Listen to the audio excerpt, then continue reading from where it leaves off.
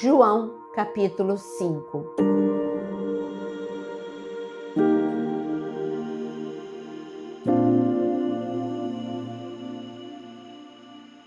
Passadas essas coisas, havia uma festa dos judeus e Jesus foi para Jerusalém. Existe ali, junto ao portão das ovelhas, um tanque chamado em hebraico Betesda, o qual tem 5 pórticos. Nestes jazia uma multidão de enfermos, cegos, coxos, paralíticos, esperando que a água se movesse, porque um anjo descia de tempos em tempos, agitando-a, e o primeiro a entrar no tanque, uma vez agitada a água, sarava de qualquer doença que tivesse. Estava ali um homem enfermo, havia 38 anos. Jesus, vendo-o deitado e sabendo que estava assim havia muito tempo, perguntou: "Você quer ser curado?" O enfermo respondeu: "Senhor, não tenho ninguém que me ponha no tanque quando a água é agitada. Quando tento entrar, outro enfermo chega antes de mim." Então, Jesus lhe disse: "Levante-se, pegue o seu leito e ande." Imediatamente o homem se viu curado e, pegando o leito, começou a andar. E aquele dia era sábado. Por isso, os judeus disseram ao que tinha sido curado: "É sábado e nesse dia você não tem permissão para carregar o seu leito."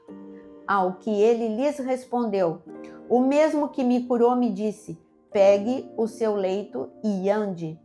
Perguntaram-lhe: "Quem é o homem que disse a você: pegue o seu leito e ande?"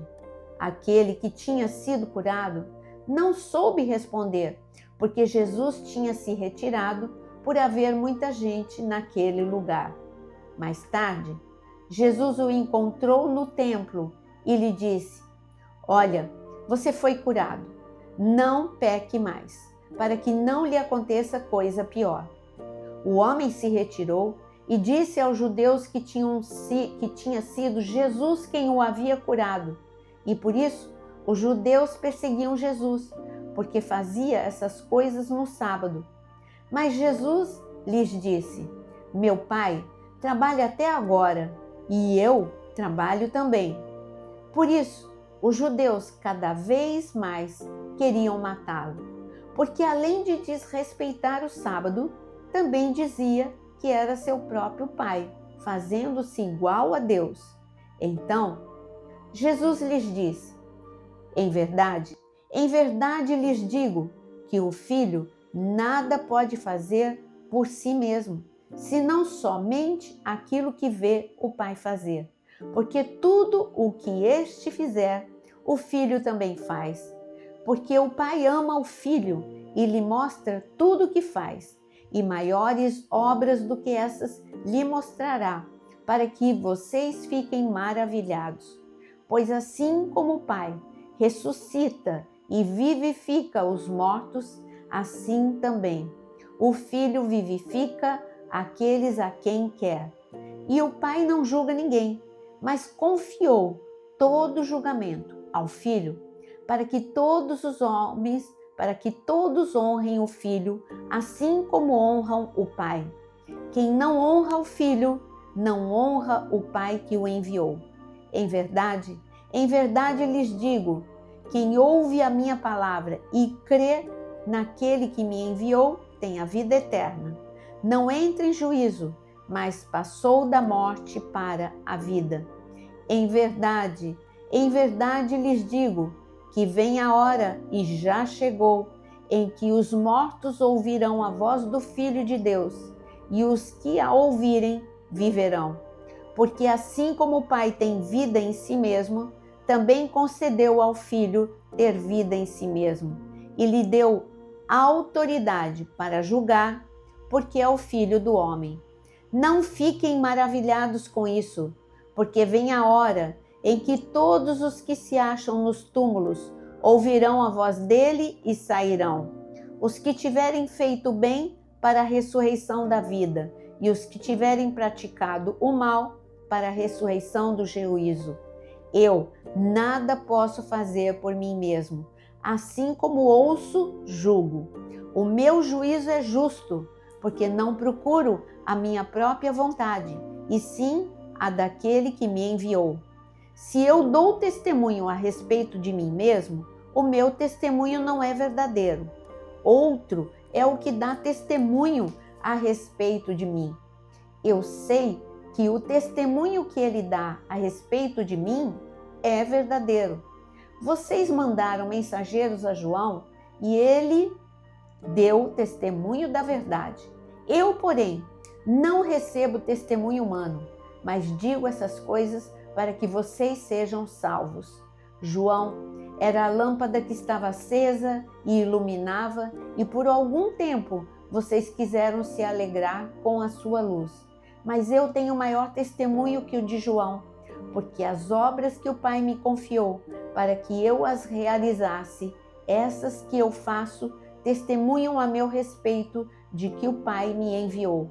O Pai que me enviou, esse mesmo, é quem tem dado testemunho de mim.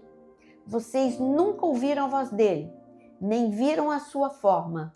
Também não tem a palavra dele permanente em vocês, porque não creem naquele a quem ele enviou. Vocês examinam as Escrituras porque julgam ter nelas a vida eterna, e são elas mesmas que testificam de mim. Contudo, vocês não querem vir a mim para ter vida. Eu não aceito glória que vem de pessoas. Sei, entretanto, que vocês não têm amor de Deus em vocês. Eu vim em nome do meu Pai, e vocês não me recebem. Se outro vier em seu próprio nome, vocês certamente o receberão. Como podem crer vocês que aceitam glória um dos outros e não procuram a glória que vem do Deus único? Não pensem que eu os acusarei diante do Pai. Quem acusa vocês é Moisés, em quem puseram a sua esperança. Porque se vocês de fato crescem em Moisés, também creriam em mim, pois ele escreveu a meu respeito. Se, porém, não creem nos escritos dele, como crerão nas minhas palavras? Neste capítulo, começa com o encontro de Jesus com o paralítico ali no tanque de Betesda. Betesda significa tanque de misericórdia. Ali, se nós pararmos para pensar, você diz, é a cura que é o mais importante.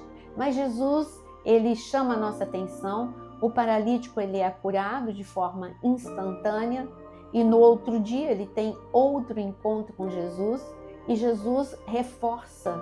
Ele diz, você não pode pecar, senão você vai ficar doente novamente. Então Jesus mostrou que o milagre é algo muito bom. No entanto, um milagre sem transformação, você perde tudo. E aquele homem precisava continuar sendo transformado na sua mente e nas suas emoções.